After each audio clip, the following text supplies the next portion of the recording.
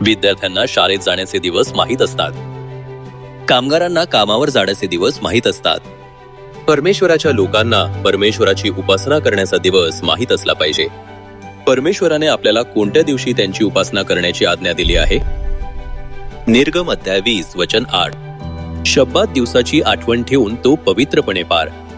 7वा दिवस परमेश्वर तुमचा देव याचा शब्बात आहे. परमेश्वराने आपल्याला 7वा दिवस वेगळा ठरवून शब्बात पाळण्याची आज्ञा दिली आहे. म्हणून परमेश्वरानं आज्ञा दिल्याप्रमाणे आपण शब्बात दिवशी त्यांची उपासना केली पाहिजे. परमेश्वराने आपल्याला शब्बात पाळण्याची आज्ञा का दिली? निर्गम अध्याय 31 वचन 13. तुम्ही माझे शब्बात पाळावेत. हे तुमच्या पिढ्यानपिढ्या माझ्या व तुमच्यामध्ये एक चिन्ह असेल. शब्बात पाळणे हे देव आणि त्यांच्या लोकांमध्ये एक चिन्ह आहे. म्हणून जेव्हा आपण शब्बात पाळतो तेव्हा आपल्याला परमेश्वराचे लोक म्हणून ओळखले जाऊ शकते. तर मग 7वा दिवस शब्बात हा आठवड्याचा कोणता दिवस आहे? पहिले, दिनदर्शिका दाखवतात की रविवार हा आठवड्याचा पहिला दिवस आहे आणि शनिवार हा 7वा दिवस आठवड्याचा शेवटचा दिवस आहे. म्हणून शब्दकोश देखील अशी व्याख्या करतो की रविवार हा आठवड्याचा पहिला दिवस आहे आणि शनिवार हा आठवड्याचा 7वा दिवस आहे.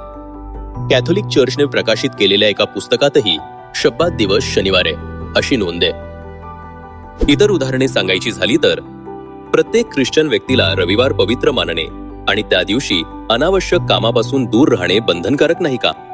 या नियमाचे पालन करणे हे आपल्या पवित्र कर्तव्यांपैकी सर्वात प्रमुख कर्तव्य नाही का? पण तुम्ही उत्पत्तीपासून प्रकटीकरणापर्यंत बायबल वाचले तरी तुम्हाला रविवारच्या पवित्रीकरणाला अधिकृत करणारी एकही ओळ सापडणार नाही.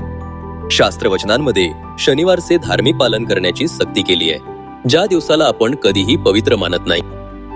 शेवटी बायबल शब्बाताबद्दल कशी साक्ष देते याची आपण खात्री करूया. मार्क अध्याय 16 वचन 9. आठवड्याच्या पहिल्या दिवशी प्रातःकाळी त्याचे पुनरुत्थान झाल्यावर. इंग्रजी बायबल आवृत्तीमध्ये असे लिहिले आहे की रविवारी पहाटे येशू मरणातून उठल्यानंतर. आठवड्याचा पहिला दिवस रविवार असल्यानं 7व्या दिवसाचा शब्बात हा आठवड्यातील कोणता दिवस आहे? ही शनिवार आहे. बायबल देखील सिद्ध करते की शब्बात दिवस शनिवारी येतो. तथापि काही लोक म्हणतात शब्बात हा जुन्या कराराचा सण आहे. नवीन कराराच्या काळात येशूचे पुनरुत्थान झाले त्या रविवारी आपण उपासना केली पाहिजे.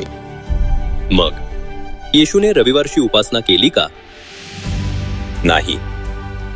लूक अध्याय 4 वचन 16. तो नासरेथात आला आणि आपल्या परिपाठाप्रमाणे शब्बात दिवशी सभास्थानात जाऊन वाचन करण्यास उभा राहिला.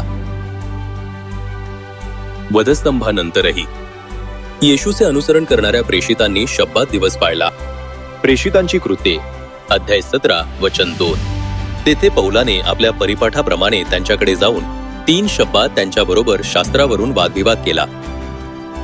येशूच्या वधस्तंभानंतरही प्रेषितांनी येशूच्या उदाहरणाचे पालन करून शब्बात दिवस पाळणं सुरू ठेवले.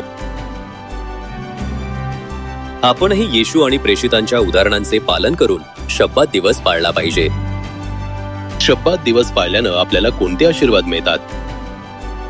मत्तय अध्याय 7 वचन 21. मला प्रभुजी प्रभुजी असे म्हणणाऱ्या प्रत्येकाचा प्रवेश स्वर्गाच्या राज्यात होईल असं नाही, तर जो माझ्या स्वर्गीय पित्याच्या इच्छेप्रमाणे वागतो त्याचा होईल. स्वर्गाच्या राज्यात कोण प्रवेश करू शकतो?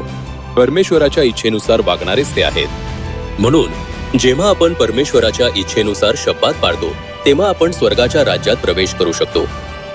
कृपया शनिवारी 7व्या दिवसाचा शब्बात पाळा आणि स्वर्गाच्या राज्यात प्रवेश करण्याचा आशीर्वाद मिळवा.